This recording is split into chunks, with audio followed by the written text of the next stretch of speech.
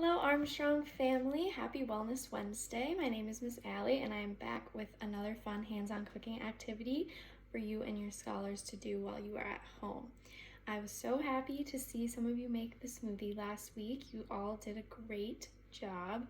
If you haven't seen that yet, you should check it out and send me a picture or a video if you end up making it. Today we're going to be making bread. I know it sounds intimidating, but it's actually super easy, and you probably have most ingredients already at home. And I actually couldn't find any bread in the store a couple weeks ago, so this is useful if you can't seem to find any bread. So all you need for this recipe is 1 gallon Ziploc bag like this. We're going to be making bread in a bag, so it makes it a lot easier and it makes it so that your student can help you out with it. So 1 gallon Ziploc, 3 cups of flour. I'm using like a some kind of wheat flour. You can use all-purpose, it will turn out fluffier, but wheat just makes it a little healthier, obviously. Then we need a 1/4 cup of sugar, 1 packet of yeast. If you don't have this, you can find this in the baking aisle. Hopefully they're not sold out. 1 cup of warm water, a 1/4 cup of melted butter, and 1 teaspoon of salt, or you can use more, whatever you like. All right, so the first thing we're gonna do is combine 1 cup of flour with our sugar and yeast in a bowl. So this is a 1/2 cup because it's just easier to fit in here.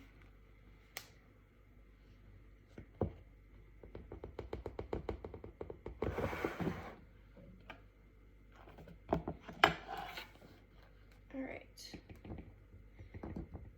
so 1 cup of flour, our yeast, and sugar, and the yeast. Okay, let's mix that up in the dry ingredients. And then this is when we're going to start to use our Ziploc. Alright, so you're going to pour that in here.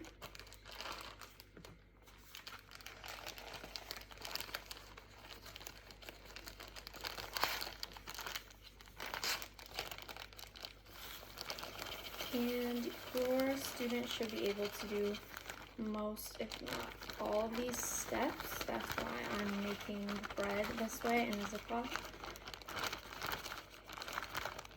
Alright.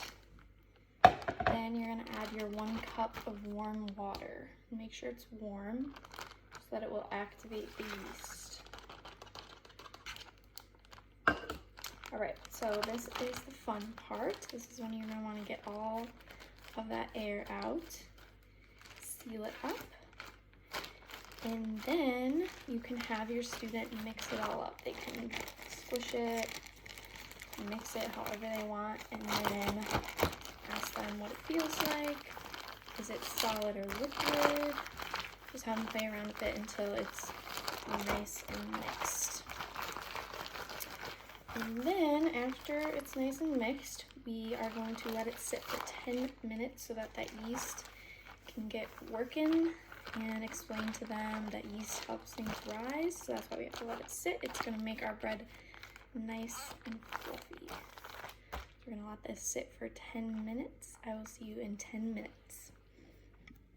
Alright, it has been 10 minutes. It has been sitting. And now we are going to take another cup of the flour, I already have it in here, and add some salt to it, however much you would like.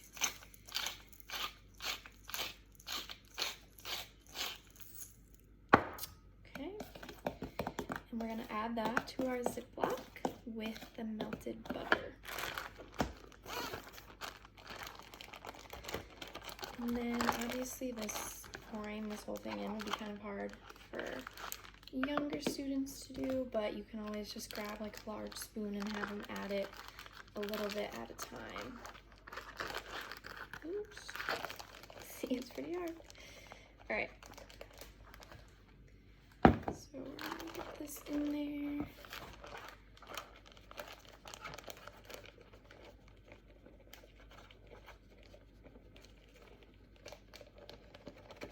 All right, and then we have our melted butter. And then you're just gonna have them mix it up again, so seal it, get all the air out. And mix it up again, ask them if the texture changed at all, what it feels like, what it looks like. Make sure it's nice and incorporated. And then after this, we're gonna add like a half cup of the last cup of flour. I wouldn't pour it in all at once because you want to see how much you're gonna need. The last batch that I made was a little too dry, so I had to add some water to it, which is fine. But you're just looking for that consistency where it is not sticking to your hands anymore, but it's also not like pulling apart and too dry. So yeah, this looks pretty good. Add a little bit more flour, and then we will start to knead the dough. Okay, so just like a half cup maybe. Mix it up one last time.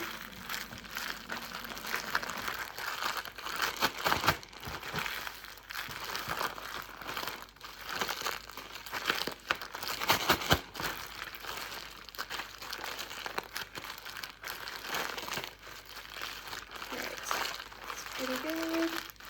And so now we can take it out and put it on a floured surface. And now you will actually get to knead the dough. Just get it out here. And you're gonna wanna knead it for 5 to 10 minutes. This texture is actually pretty good. I don't think I'm gonna have to add any more flour. I think the wheat just needs a little less. So you're gonna do that for 5 to 10 minutes and they will have a blast playing around with it. So I'm not gonna do that for time's sake. Once it's been 5-10 minutes, you can put it into your greased loaf pan. I just use butter. So we're gonna put it into that and then we're gonna let it rise for 30 to 45 minutes. You're gonna wanna turn your oven on low and set it on top of your oven. This on top of your oven with a towel over it so it can rise. And ask your student to predict how they think it will turn out after 30 minutes. Do they think it will stay the same? Think it will shrink or rise? And remind them what yeast does, or see if they remember. So yeah, this is a pretty good texture. It's not sticking to my hands, but it's still soft. All right, so I will be back in 30 to 45 minutes and I'll show you how much it rises. All right, it has been 40 minutes and this is what my loaf looks like. It rose quite a bit. And then you can reveal it to your student, ask them what happened, ask them what ingredient they think did it, the sugar, the flour, the butter. Obviously it's the yeast, but see if they remember what yeast does. All right, so then this was sitting on my stovetop while my oven was preheating. It wasn't in the oven. So now you're gonna bake this for 25 minutes at 375, and that should be perfect. And I will show you a loaf that I made the other day. This one I think is gonna turn out a lot more smooth and nice, but this one turned out a little bit lumpy, which is fine. But this is what it looks like.